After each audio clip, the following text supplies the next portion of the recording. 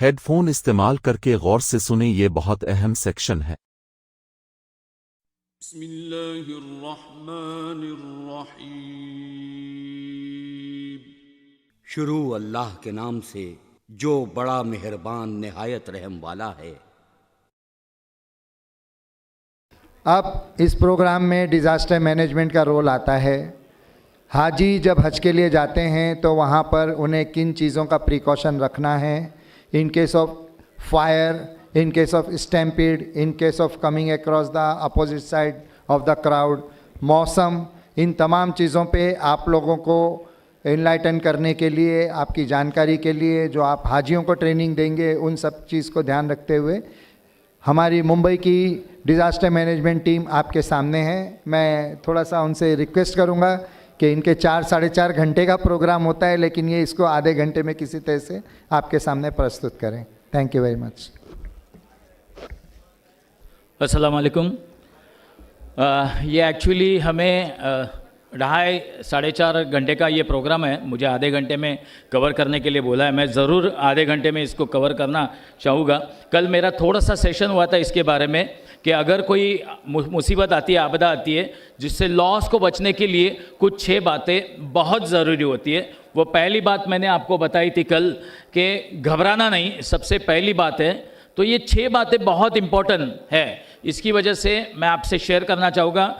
मेरी दरख्वास्त है सारे लोगों को, ये जो 6 बातें अगर हमारे हाजी भाई तक पहुँचाएंगे तो इंशाअल्लाह के बहुत अच्छी तरह से हम आने वाली मुसीबत पे कंट्रोल कर सकेंगे।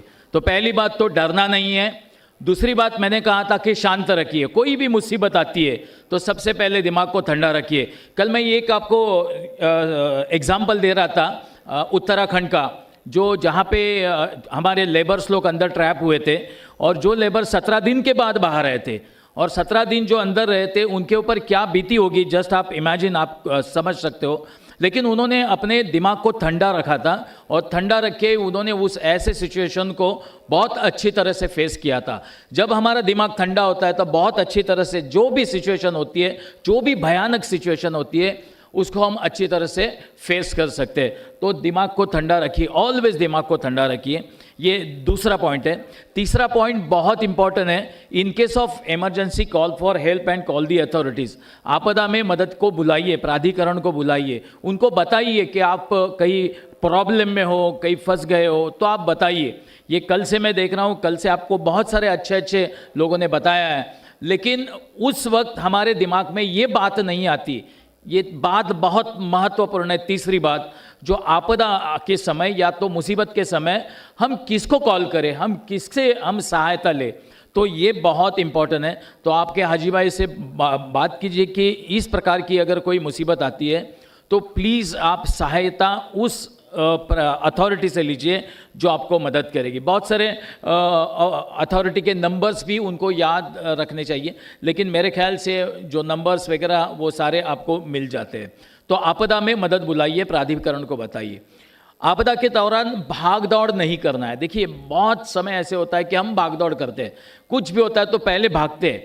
हाँ, तो ये कंट्रोल कीजिए। अगर ये कंट्रोल करते हैं उस समय तो भाग दौड़ करने से जो स्टैम्पेड का माहौल होता है वो स्टैम्पेड नहीं होगा। नहीं तो क्या होता है कि हम कुछ ऐसे सुनाई देता है और हम लोग भागने लगते हैं, है ना। तो प्लीज़ उसको अवॉइड कीजिए। और अगर आपको कुछ सुनाई देता है तो थोड़ा सा आप 10 सेकेंड अपने दिमाग के ऊपर होल्ड कीजिए और फिर रिएक्ट कीजिए। जनरली मैं बोलता हूँ कि हर टाइम यही होता है कि action plus quick reaction is equal to loss. यानी कुछ एक्शन आ गई और हमने क्विक रिएक्शन दिया, उसको कुछ ना समझे रिएक्शन दिया, तो हमारा लॉस हो सकता है। तो लॉस को बचाने के लिए थोड़ा सा लेट रिएक्ट कीजिए, तो शायद आपके दिमाग में कुछ अच्छी बात आएगी और आप लॉस से बच जाओगे। आपको मुंबई का एक बहुत अच्छा एग्जांपल दूंगा। ये भागने की वजह से मुंबई में एक स्टैम्पेड हुआ था, एल्फिस्टन ब्रिज जिसे कहा जाता है। बस भगदड़ मच गई, लोगों ने कुछ अफवाह फैलाई और जिसके कारण 22 लोगों की जान गई थी। तो हमें उसको कंट्रोल करना है। हम सारे लोग उसके ऊपर कंट्रोल कर सकते हैं अगर ये 6 बातें हम लोग जान ले तो ये बहुत इंपॉर्टेंट है। Do not run during emergency, walk fast. Now it is very important, don't spread rumours and don't believe it. अफवाह फैलाना मत, अफवाह पे विश्वास मत रखने। अफवाह अगर फैलाओगे तो प्रॉब्लम हो सकता है, और विश्वास रखोगे तो और ज़्यादा प्रॉब्लम होते हैं। ओके, अगर ऐसे कुछ घटना समझ में आई है या तो कुछ न्यूज़ आ गई है आपके पास, तो आप कैसे उसके ऊपर बिलीव करोगे, नहीं करोगे, कैसे करोगे? तो बहुत बार हम लोग बिलीव कर देते हैं। जैसे हमारे यहाँ पे व्हाट्सएप पे बहुत सारी न्यूज़ फैल जाती है, तो व्हाट्सएप पे न्यूज़ फैलने के बाद हम लोग उसके ऊपर बिलीव करते हैं। तो प्लीज़ ना बिलीव कीजिए, आप कंसर्न अथॉरिटी से वेरीफाई कीजिए। कंसर्न अथॉरिटी, जैसे फॉर एग्जांपल हमारी हज कमेटी ऑफ इंडिया, ये कंसर्न अथॉरिटी है, जिससे हम उससे वेरीफाई करेंगे कि ये ऐसे कुछ माहौल बना है या नहीं बना है। अगर बनता है तो आपको सहायता भी करेंगे, वो आपके लिए हेल्प भी करेंगे।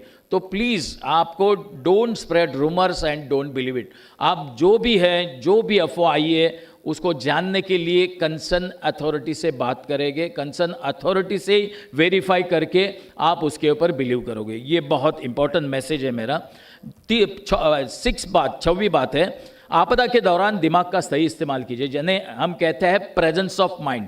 Apply presence of mind. हर आदमी के पास बहुत अच्छा दिमाग होता है, बट उस समय चलता नहीं है जिस समय हमें चलाना चाहिए, है ना। ये क्यों नहीं चलता है? बिकॉज हम डर जाते हैं। आपको पता है, किसी को एक छोटा सा सवाल है मेरा कि हम डरते कब है? कोई बताएगा मुझे? हमें डर कब लगता है? कोई बताएगा मुझे? सॉरी, चलो, हम डरते क्यों है कि जब उसके बारे में नॉलेज नहीं होता है, वो चीज़ के बारे में नॉलेज नहीं होता है, जिसे हम कहते हैं लैक ऑफ नॉलेज। तो अगर नॉलेज नहीं है तो हम डर जाते हैं, अगर नॉलेज होगा तो डरेंगे नहीं। हज कमेटी ऑफ इंडिया, हमारे सीईओ साहब ने बहुत अच्छा यहाँ पे 2 दिन का एक वर्कशॉप अरेंज किया है। ये क्या है आपके लिए? ये नॉलेज है। आप नॉलेज गेन कर रहे हो, नॉलेज गेन करके आप आगे जा रहे हो, तो नॉलेज बहुत इंपॉर्टेंट है। नॉलेज आपकी जान बचाता है, और नॉलेज आपके पास होगा तो सही समय पे आपका दिमाग चल जाता है। तो ये 6 बातें बहुत इंपॉर्टेंट है। ये 6 बातें मेरे ख्याल से थोड़ा सा डिजास्टर मैनेजमेंट हमारा कर सकता है। ओके, थोड़ा सा फास्ट ले रहा हूँ, मैं ज़्यादा आपसे बात नहीं करूँगा। अब थोड़ा सा आपको रिस्क मैनेजमेंट आना चाहिए। हम डिजास्टर मैनेजमेंट करने जाते हैं, लेकिन रिस्क मैनेजमेंट पता नहीं होता है।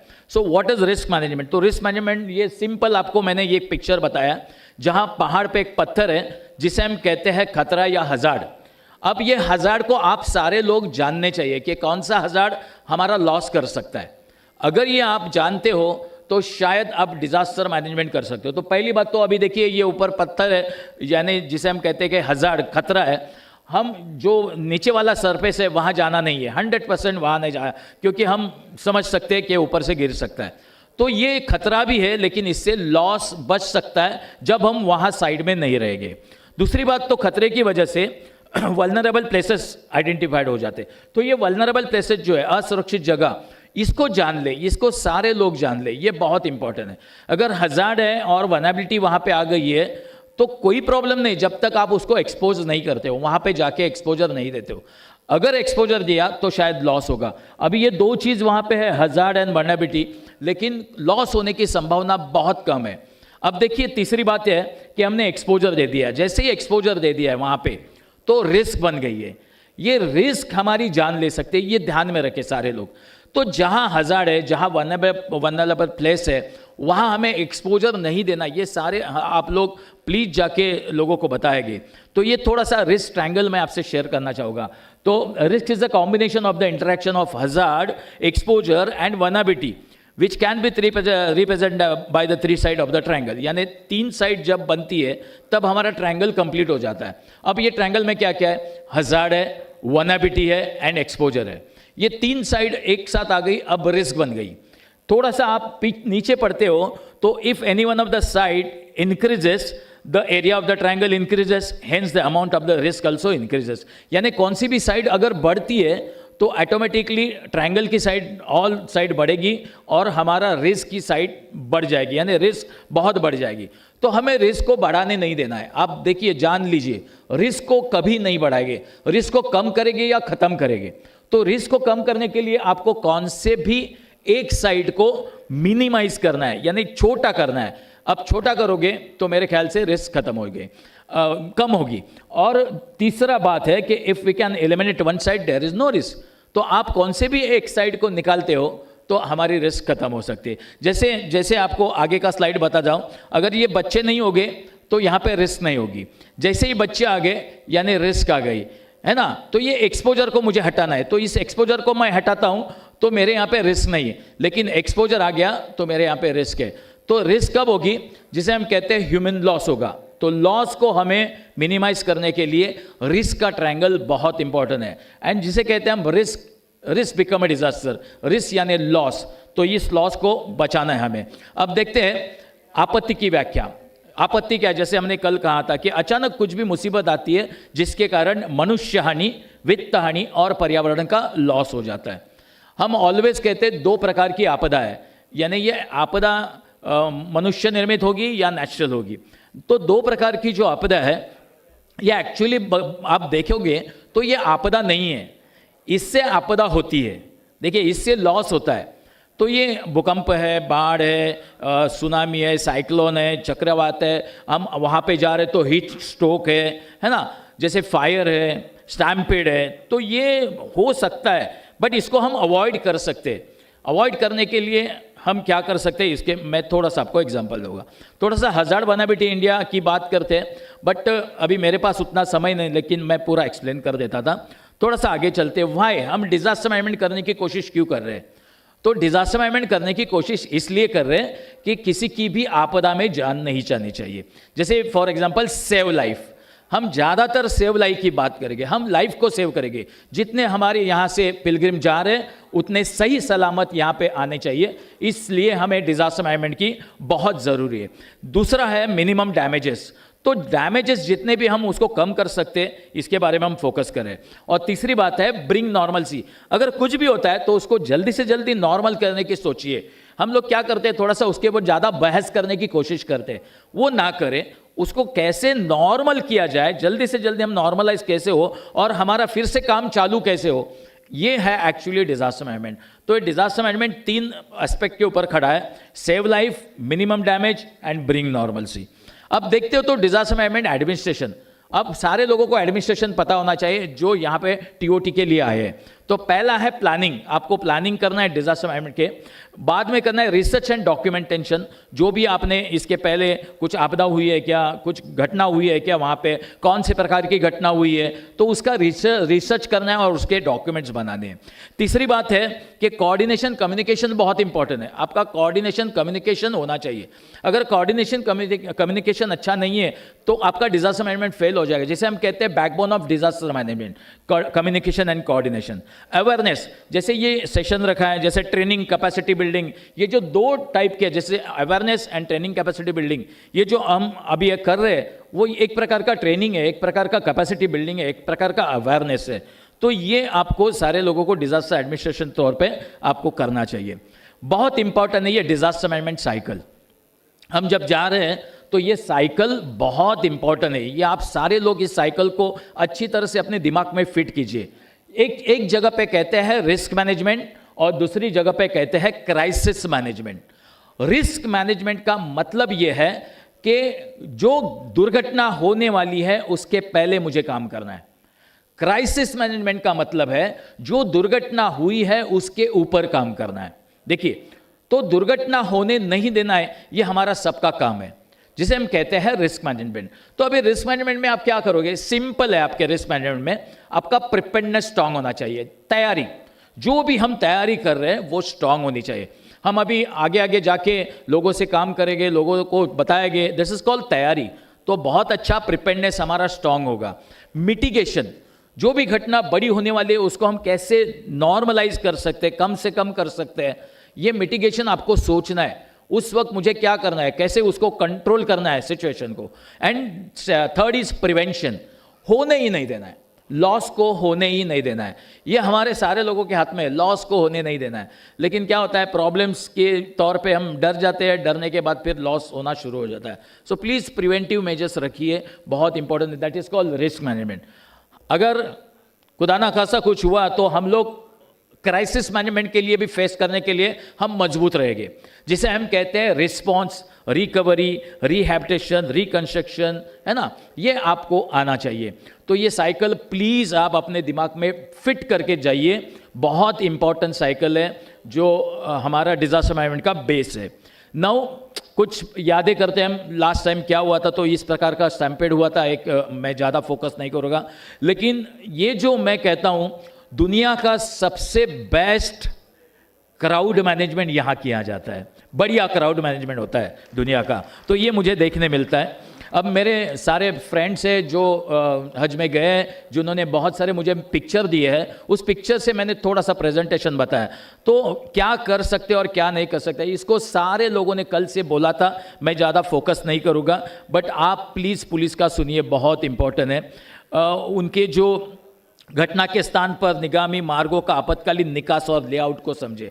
वहां जाने के बाद पहले आपको बाहर जाने के रास्ते ढूंढिए, जो भी है आपको कैसे, कहाँ जाना है, कहाँ रहना है, कहाँ से जाना है। जैसे फॉर एग्जांपल हम ऑडिटोरियम में आ गए, लेकिन इस ऑडिटोरियम से बाहर जाने के रास्ते कितने हैं ये सब लोगों को पता होता है। जनरली हम कोई नहीं करता है। देखो इस ऑडिटोरियम की कितने दरवाजे, कोई बता सकता है मुझे इस ऑडिटोरियम में कितने दरवाजे बाहर जाने के लिए? ये हमारा इसका कभी इस प्रकार की शिक्षा नहीं हुई होती है कि जिस प्लेस में हम जाते हैं, अननोन प्लेस में जाते हैं, वहाँ के बाहर जाने के रास्ते आप सारे लोगों को पता होने चाहिए। अब देखिए एक बात ज़रूर याद रखिए कि स्टैम्पेड होने के थोड़े से चांसेस ऐसे भी होते हैं कि वहाँ बहुत सारी धूप होती है, बहुत सारी गर्मी होती है, और हमारे हाजी भाई क्या करते हैं, कभी कभी बोतल अपने हाथ में होती है तो थोड़ा सा पानी छिड़कते, चलते चलते छिड़कते। तो चलते चलते छिड़कने से क्या होगा कि वहाँ का जो रास्ता है वो थोड़ा सा स्लीपरी हो सकता है, और स्लीपरी होने के कारण पीछे वाले आने वाले उसमें गिर सकते हैं, तो थोड़ा सा वो फिसलाऊ नहीं हो सकता है। इसीलिए आपको अगर पानी डालना भी है सर के ऊपर तो साइड में आके ऐसे कर सकते हैं। भीड़ के दिशा के खिलाफ जाने की कोशिश ना करें, क्योंकि जब हम खिलाफ जाने की कोशिश करते हैं तो प्रॉब्लम्स हो सकती है, तो उसी दिशा से चले जाने की कोशिश कीजिए। ये जो स्टैम्पेड के मैं थोड़ा सा आपको डूज एंड डोंट्स बता रहा हूँ। यदि आप गिरते हो तो जल्दी उठिए, यदि आप घायल होने की कारण नहीं उठ सकते तो किसी को आप बोलिए आप मुझे सपोर्ट कीजिए, तो ये भी कर सकते हैं। यदि आप गिरते हो तो उसी दिशा भीड़ के साइड से ही चलते रहिए, बहुत ये कोशिश कीजिए। दुर्घटना क्षेत्र के पास जाने का प्रयास ना करें। ओके, सबसे खराब स्थिति भीड़ द्वारा ढकेले जाते हैं, हम बहुत सारे ऐसे दबाव आते हैं। तो थोड़ा सा मैं आपको ये बताऊंगा, कल एक डॉक्टर साहब ने बहुत अच्छा बताया था, किसी के रिब्स फ्रैक्चर हुए थे। तो जब ऐसे चलते हैं हम, हमारे हाथ में शायद सामान हो या नहीं हो, तो अपने दोनों हाथ को अपने चेस्ट के ऊपर थोड़ा सा इस प्रकार से अगर लेते हो तो शायद आपका चेस्ट का जो पोर्शन होता है वो सेफ रहता है और आपके ऊपर प्रेशर नहीं आता है और सफोकेशन होने की संभावना नहीं होती है। तो ये थोड़ा सा आप हाजी भाई को बताइए। आपा मत खोइए और दूसरे से मत लड़िए, खुद को संतुलन ना खोइए। आवश्यकता है तो भीड़ के जाने के बाद आगे जा सकते हैं। ये थोड़ा सा कल बताया था, मैं उसको रिपीट नहीं करना चाहूँगा। आप कोई भी कार्य करने से पहले सोचिए, निर्देशों का पालन करें। बाहर निकलने पर खुले क्षेत्र अधिक सुरक्षित है। जब आप बाहर निकलोगे तो ओपन प्लेस बहुत इंपॉर्टेंट है, उसी दिशा में जाने की कोशिश करें। अधिकारी, पुलिस, अग्निशमन सेवा जो टीम है, ये EMS टीम है, उनका सहयोग करें, उनको साथ दें। उन लोगों की मदद करने की कोशिश करें जैसे बच्चे हैं, गर्भवती महिला है, बुजुर्ग है, शारीरिक रूप से विकलांग है, इनकी मदद करें। साइड में मौजूद पुलिस अधिकारियों की आपकी सुरक्षितता के बारे में जानकारी दे। नहीं तो क्या होता है, कभी कभी प्रॉब्लम होता है और आप लोग सेफली बाहर आते हो लेकिन सबको पता नहीं होता है। तो इसीलिए सर ने बहुत अच्छा एक इनिशिएटिव यूज़ किया जिसे ऐप कहते हैं। उस ऐप के दौरान सारे हमारे यहाँ पे सबको पता चलेगा कि क्या वहाँ पे हो रहा है। बहुत अच्छी ये कोशिश है। ये तो बहुत इम्पोर्टेंट है, प्लीज़ ऐसा ना करें, ये बहुत इम्पोर्टेंट है। मैं गर्मी की लहर के बारे में नहीं बताऊंगा क्योंकि हमारे यहाँ पे डॉक्टर्स भाई साहब ने बताया है, तो ज़्यादा इसके ऊपर फोकस नहीं करूँगा। ये जो गर्मी की लहर होती है, आपको क्या क्या करना है सब ने बताया, मैं इसको फोकस नहीं करूँगा। फाइन, ट्रीटमेंट क्या है वो भी आपको बताया गया। थोड़ा सा फायर के बारे में बताऊँगा कि जनरली फायर होने की संभावना होती है। जैसे कल हमने एक एग्जाम्पल लिया, कोई खिचड़ी रख के गया था और रखने के बाद पूरा फायर हुआ था वहाँ पे। ऐसे ना करें, लेकिन फायर होता है तो हम उसको कैसे कंट्रोल करें इसके बारे में मैं बता रहा हूँ कि ये फायर क्यों लगता है। फायर 3 चीज़ की वजह से लगते हैं। एक है फ्यूल, दूसरा है हीट और तीसरा है ऑक्सीजन। ये 3 चीज़ साथ में आने नहीं देना है। अगर ये 3 चीज़ साथ में आती है, कनेक्ट हो जाती है एक दूसरे से, उसका केमिकल रिएक्शन हो जाता है फायर, और फिर फायर एग्रीवेट होती है सेकेंड में। तो जो भी इनिशियल स्टेज में फायर है हम उसको कंट्रोल कर सकते हैं, लेकिन फायर एक्सपांड होता है तो हम बियॉन्ड कंट्रोल होता है तो हम उसको एक्सटिंग्विश करने की कोशिश नहीं करेंगे और हमारे से नहीं होगा। तो फायर को कंट्रोल करने के लिए हम क्या क्या कर सकते हैं, इसमें आपको दिखाई दे रहा है फायर से क्या क्या प्रोडक्ट निकलते हैं। ये आप देखिए, स्मोक है, फायर गैसेस है, हीट है और फ्लेम है। ओके, अब आप फायर को कंट्रोल कैसे करेंगे? 3 चीज़ की वजह से फायर होती है, 3 चीज़ की वजह से। उसमें से आप एक चीज़ को भी निकाल दो तो आपकी फायर स्टॉप होती है, जिसे हम कहते हैं स्टारवेशन, यानी आग को भूखा रखो। अगर आग को आप भूखा रखते हो तो आपके पास खाने की चीज़ कम हो जाती है और वो ऑटोमेटिकली बुझ सकती है। तो बुझाने के लिए क्या है, तो हमारे पास फायर एक्सटिंग्विशर होता है, वहाँ पे फायर एक्सटिंग्विशर होता है, उसका हम इस्तेमाल कर सकते हैं। तो कैसे इस्तेमाल करना है मैं आपको बता देता हूँ। तो फ्यूल को कट करने के लिए आपको स्टारवेशन की ज़रूरत है, उसे भूखमारी। जैसे फॉर एग्जांपल मैं आपको एक एग्जांपल देता हूँ। आपके घर में एक चूल्हा होता है, देखिए चूल्हा, गैस वाला चूल्हा। तो वो गैस वाला चूल्हा आप जब गैस जलाते हो तो पहले तो गैस ऑन करते हो, यानी आप क्या देते हो, फ्यूल दे रहे हो। दूसरी बात, आप ऑक्सीजन तो सराउंडिंग होता है, और तीसरी बात आप हीट यानी लाइटर लगाते हो तो आपका वो जो गैस जलता है। अभी आपको गैस बंद करना है तो आप सिंपल करते हो, उसका जो बटन रेगुलेटर है वो बंद करते हो, जिसका मतलब है आपने स्टारवेशन किया, यानी गैस का जो फ्यूल का सप्लाई है वो आपने बंद किया। सिंपल है ये फायर को एक्सटिंग्विश करना। दूसरा हम फायर एक्सटिंग्विश करने का तरीका है कूलिंग ऑपरेशन, यानी हम उसको पानी मार के बुझा सकते हैं। जनरली इलेक्ट्रिक फायर पे कूलिंग नहीं करते और बाकी के फायर पे आप आसानी से कूलिंग कर सकते हो। तो ये कूलिंग यानी ठंडा करना है, उसमें से हीट चला जाता है। And last one is called smothering effects, यानी उसके ऊपर चादर या जो भी है उसके ऊपर डाल दीजिए, जिससे स्मॉदरिंग इफेक्ट आ जाएगा, जिसका ऑक्सीजन सप्लाई कट ऑफ होगा। तो पहली बात तो आपको ऑक्सीजन सप्लाई कट ऑफ करना है। ये 3 चीज़ों से फायर बनती है और 3 चीज़ों से हम लोग फायर को बुझा सकते हैं। तो किस प्रकार से हम फायर को बुझाते हैं ये थोड़ा सा मैंने आपको एक्सप्लेन किया। अब इसकी श्रेणी आपको बता रहा हूँ। This is A class type, B type, C type, D type, E type, जिसे हम कहते हैं कि A type means what, solid fire, combustible solid. B type is a combustible liquid, यानी जो भी द्रव पदार्थ है उसकी फायर है। C type is a combustible gases, D type is a combustible metal, और ई टाइप फिलहाल ये बैन हुआ है, जिसे हम कहते हैं इलेक्ट्रिक फायर। ओके, तो थोड़ा सा क्लास आप देखिए, मैं ज़्यादा इसको फोकस नहीं करूँगा।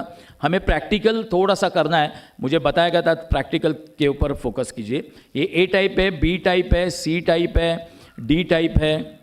ये आप देख सकते हो यहाँ पे एक्सटिंग्विशर भी है उसके। मैं एक्सटिंग्विशर कैसे आपको चलाते हैं ये भी आपको बताऊँगा। मेरे साथ ब्रह्मदंडे आ गए हैं, उनसे मैं यहाँ पे प्रैक्टिकल करवाने की कोशिश करूँगा। तो ये आग के सामान्य कारण क्या है, देखिए ये वहाँ पे जाने के बाद ये ना करें प्लीज़, ये बहुत इंपॉर्टेंट है। एक सॉकेट में हम सब कुछ लगाते हैं, बहुत बार ऐसे लूज कनेक्शन भी रखते हैं तो प्रॉब्लम्स हो सकते हैं, क्योंकि हम इलेक्ट्रिक सगड़ी से भी खाना पकाने की कोशिश करते हैं, लूज करंट से भी फायर हो सकता है। इस प्रकार के इंडिया में ज़्यादा चलते, भारत में हम लोग इस प्रकार के करते हैं, तो प्लीज़ ना करें। आग लगने की स्थिति में क्या करें, भागिए मत। ज़्यादातर आपको देखिए, आग लगने के बाद पहली बात तो जो भी मौल्यवान वस्तु है वो इकट्ठा करते जाना नहीं है, आपको बाहर निकलने की कोशिश कीजिए, बहुत इंपॉर्टेंट है। ये देखिए, फायर को बुझा सकते तो बुझाने की कोशिश कीजिए। आपके पास अगर फायर एक्सटिंग्विशर है, टॉयलेट में ना जाइए। ये थोड़े से आपको डूज एंड डोंट्स बता रहा हूँ मैं। अगर आपके पीछे आग लगी है तो दरवाज़ा बंद करके बाहर निकले, वो बहुत इंपॉर्टेंट है, क्योंकि ऑक्सीजन सप्लाई दरवाज़ा बंद कर देता है आपका। ये लिफ्ट का इस्तेमाल ना करें ड्यूरिंग फायर। बहुत बार वहाँ पे लिफ्ट भी होगी तो आप सीढ़ी का इस्तेमाल करने की कोशिश करेंगे। ये सिंपल है, सीढ़ी के सहारे से फायर जब होती है तो ऊपर ना जाए, नीचे ही आने की ज़्यादातर कोशिश कीजिए। और निकट वाला रास्ता जो है, जो पहला रास्ता आपको मिलता है उससे बाहर जाने की कोशिश करेंगे। तो और अगर धुएं में फंसते हो तो 6 महीने का जैसे बच्चा होता है उस प्रकार से चलने की कोशिश कीजिए। और सिंपल है, अपना तौला और रुमाल जो है वो गीला कपड़ा लेके अपने मुंह एंड नाक को ढक दीजिए और सिंपली आप बाहर जाने की नीचे से कोशिश करेंगे, क्योंकि धुआं अक्सर लाइटर दैन एयर जिसे कहा जाता है कि हल्का होता है, वो ऊपर की तरफ ट्रैवल करता है, नीचे से पूरा खाली आपको दिखाई देता है। अगर चलते जाओगे तो दिखाई नहीं देगा आपका जाने वाला रास्ता और शायद आपके आँख में धुआं चला जाएगा। सो बेटर ऑप्शन उस समय नीचे से ही आपको ट्रैवल करना है। ये सिंपल है धुएं में कैसे जाना है। अगर आप अंदर फंस गए हो ऐसे लग रहा है तो शायद आपको जो ये दरवाजे वाली गैप होती है उस गैप से धुआं और आग आने की चांसेस होती है, तो उसको फिल कीजिए, बहुत इंपॉर्टेंट है। इस प्रकार से आप काम कर सकते हैं। ओके, अगर कपड़े में आग लगी है, सपोज कभी कभी कपड़े में आग लग सकती है, तो हमें भागना नहीं है, सीधा नीचे लेटना है और रोल करना है, यानी जिसे हम कहते हैं स्टॉप, ड्रॉप और रोल। स्टॉप होना है, ड्रॉप होना है और रोल होना है। रोल होने से हमारे जो कपड़े हैं वो ज़मीन के ऊपर रोल हो जाते हैं और कपड़े में लगी हुई आग ऑक्सीजन कम होने के कारण या बंद होने के कारण वो बुझ जाती है। तो इस प्रकार से हम फायर के ऊपर हमारा कंट्रोल कर सकते हैं। ओके, अगर ज़्यादा से ज़्यादा हम कोशिश करेंगे लोगों को जल्दी से जल्दी हॉस्पिटल पहुंचाने की। मैं थोड़ा सा फायर का एक डेमो आपको बताना चाहता हूं। वहां पे अगर फायर एक्सटिंग्विशर है तो किस प्रकार से फायर को एक्सटिंग्विश कर सकते हैं। ये देखिए हमारे पास अभी यहाँ था फायर एक्सटिंग्विशर, उसको मैंने देखा है। इस फायर एक्सटिंग्विशर को कहते हैं ABC फायर। ABC यानी ABC टाइप है, A टाइप, B टाइप और C टाइप, ये तीनों पे चलने वाला फायर एक्सटिंग्विशर है। इसका एक वर्ड हमेशा याद रखिए, पास, PASS, पास। अगर ये वर्ड आपके दिमाग में आ गया तो आप पास हो गए, अगर ये नहीं आया तो थोड़ा सा प्रॉब्लम होगा। तो P का मतलब क्या है, बट उसके पहले मैं इसको ये कहना चाहता हूँ जिसे हम रिस्क मैनेजमेंट कहते हैं। तो आप कभी वहाँ गए और आपको ये फायर एक्सटिंग्विशर देखने मिलता है तो उसकी जानकारी क्या रखेंगे, उसकी एक्सपायरी डेट देखेंगे आप, और एक्सपायरी डेट के साथ उसमें जो एक गेज है, प्रेशर गेज है, वो गेज देखिए। वो गेज दो कलर में अंदर है, दो कलर है जिसमें दो साइड है, रेड है, लाल कलर है और बीच में हरा है, ग्रीन है। यहाँ की जो नीडल है वो बराबर ग्रीन के ऊपर आनी चाहिए। ग्रीन के ऊपर है, इसका मतलब ये जो एक्सटिंग्विशर है वो प्रेशराइज एक्सटिंग्विशर है, उसका कोई प्रॉब्लम नहीं। लेकिन जब वो रेड में है ना, दोनों तरफ रेड में है तो प्रॉब्लम हो सकता है। शायद प्लीज़ आप इनको फोकस करते हो तो बेटर होगा। हाँ, तो रेड में होगा तो एक तो हाई प्रेशर है, ये तो एक तो लो प्रेशर है। तो इस प्रकार से फायर एक्सटिंग्विशर प्लीज़ दिखाइए ये अपने स्क्रीन पे। हाँ, अब इसको कैसे किया जाता है, कैसे हम इसको ऑपरेट करेंगे, ये आप देखिए। ये सिंपल है। P का मतलब मैंने बोला पुल द पिन, ये पिन निकालते हैं, है ना। यहाँ साइड में एक पिन है, उस पिन को निकालना है आपको। सिंपली ये पिन निकाला है।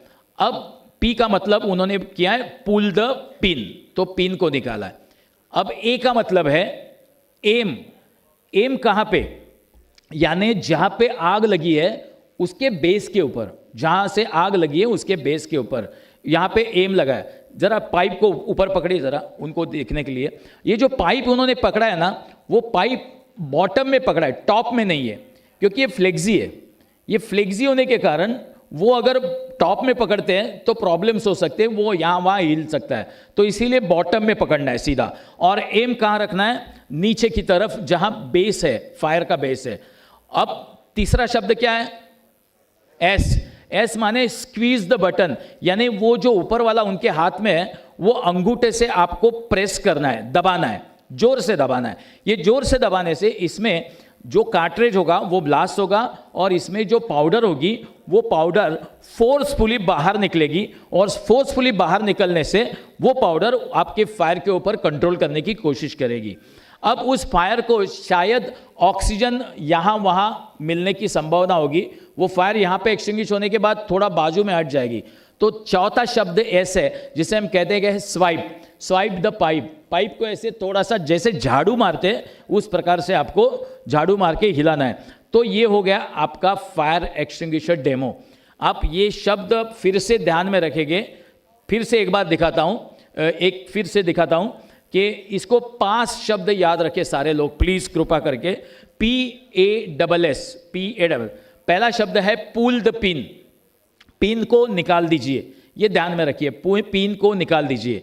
दूसरा शब्द है एम। एम आपको जानना चाहिए कि एम कहाँ पे रखना है। तीसरा शब्द है S, squeeze the button, squeeze करना है, उसको स्क्वीज करना है। और चौथा है स्वाइप, स्वीप करना है, पूरे पाइप को स्वीप करना है। बस ये बहुत सिंपल है, बस ये आपको आना चाहिए। अदरवाइज मोस्ट ऑफ द क्या होता है मालूम है, मैंने देखा है ऐसे फायर एक्सटिंग्विशर को लोग ना देखते हैं और आग में सीधा डाल देते हैं।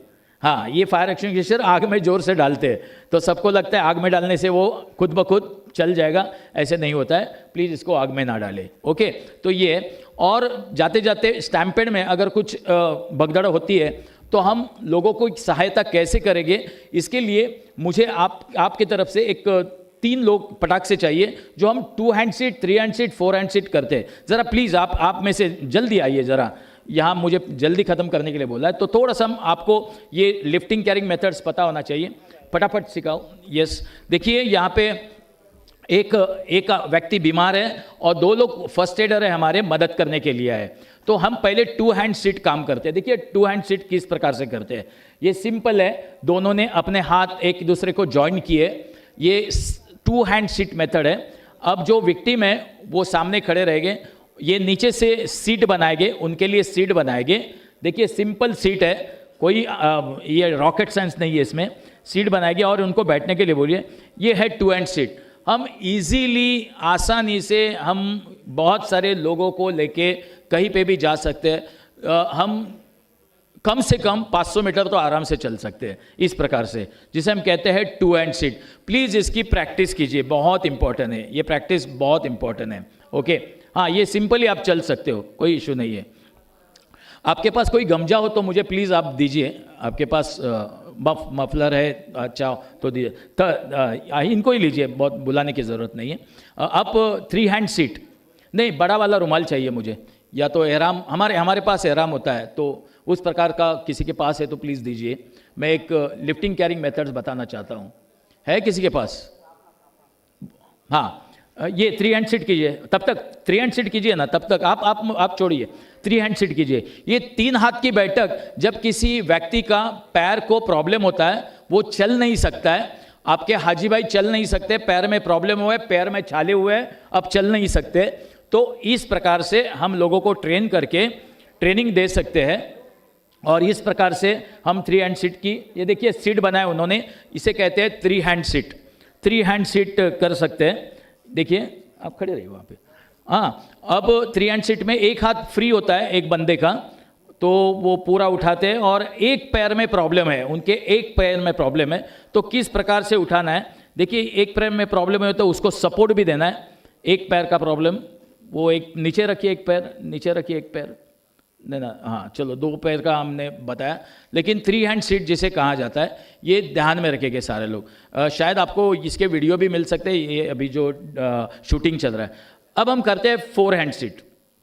तो 4 हैंड सीट में 4 हाथ की बैठक कैसे की जाती है, ये आप देखेंगे। ये 4 हाथ की बैठक बता रहे हैं, देखिए किस प्रकार से 4 हाथ की बैठक हम कर सकते हैं। हाँ, ये दोनों एक दूसरे का हाथ पकड़ेंगे। ओके, देखिए तो 4 हाथ की बैठक, ये इस प्रकार की आपकी ग्रिप होनी चाहिए। फाइन, अब थोड़ा सा नीचे रहिए, नीचे। ओके फाइन, हाँ देखो इस प्रकार से आपको उठाना है और आसानी से आप चल सकते हो। ये थोड़ा सा हेवी विक्टिम के लिए आप इसको यूज़ कर सकते हो। This call 4 hand seat. हाँ, ये देखिए ये चल रहे हैं, आसानी से चलते हैं। ओके, हाँ ये बराबर है, ये बराबर है। हाँ हाँ चलो ठीक है। अब हम इसको आप बताएंगे इनको। आप प्लीज़ आप बैठ सकते हो। थैंक यू वेरी मच, आपके लिए thank you very much. Okay, तो ये जो अभी आपके पास ऐसा एहराम कपड़ा है या कोई भी मटेरियल है जिसका इस्तेमाल हम लोग देखिए बैंडेज बनाने के लिए कर रहे हैं। अगर कोई व्यक्ति हाथ फ्रैक्चर है तो किस प्रकार से उसको बैंडेज बांधते हैं, देखिए सिंपल बैंडेज है। ये पहले तो उनके बदन के ऊपर वो पूरा रखिए, ये कॉर्नर वाला पीस एक हाथ सामने लीजिए और दूसरे जो पीस बचा है उसको पीछे की तरफ लेके वो पीछे नॉट बांधना है। उस नॉट को हम रिफ नॉट कहते हैं। अभी मुझे पढ़ाने का समय नहीं है, लेकिन आपको नॉट बांधना है, रिफ नॉट। अब ये सिंपल है, देखिए कुछ हमारे पास जो भी मटेरियल अवेलेबल है जिससे मैंने इसको बनाया है, और इस प्रकार से हम बैंडेज करके किसी को भी लेके जा सकते हैं। सपोर्ट जिसे हम कहते हैं सपोर्ट। Is it clear? तो सिंपल है। आप ये बड़ा पीस नहीं है आपके पास, अदरवाइज हम लोग लिफ्टिंग कैरिंग मेथड्स भी आपको बता सकते थे। ठीक है, तो इस प्रकार से थोड़ा सा प्रैक्टिकल हमने किया है। ओके, किसी को डाउट है मुझे इसको फोकस कीजिए। ओके ठीक है, तो ये थोड़ा सा सेशन हमने शॉर्ट में किया है, ज़्यादा हमारे पास समय नहीं था, बट जाते जाते हम सारे लोगों को मैं आपको अपील करना चाहूँगा कि मेरा ये प्रेजेंटेशन लगाइए। प्रेजेंटेशन में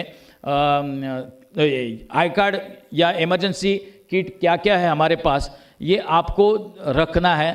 अगर साथ में रखते हो, मैं तो जनरली बोल रहा हूँ, अब हज कमेटी की हज के लिए नहीं बोल रहा हूँ, बट ये जनरल बोल रहा हूँ कि इस प्रकार के 10 बॉटल्स ऑफ वाटर होना चाहिए आपके पास, ड्राई फ्रूट होने चाहिए, टॉर्च विद ड्राई सेल होने चाहिए, battery radio with dry cell होने चाहिए, व्हीसल होने चाहिए, सीटी होनी चाहिए। सीटी तो आपके पास होनी चाहिए, कभी कभी आवाज़ नहीं निकलती तो हम सीटी से भी बात कर सकते हैं। और एक ऑलवेज में मेरा एक मोमेंट है जिसे हम कहते हैं इमरजेंसी आई कार्ड।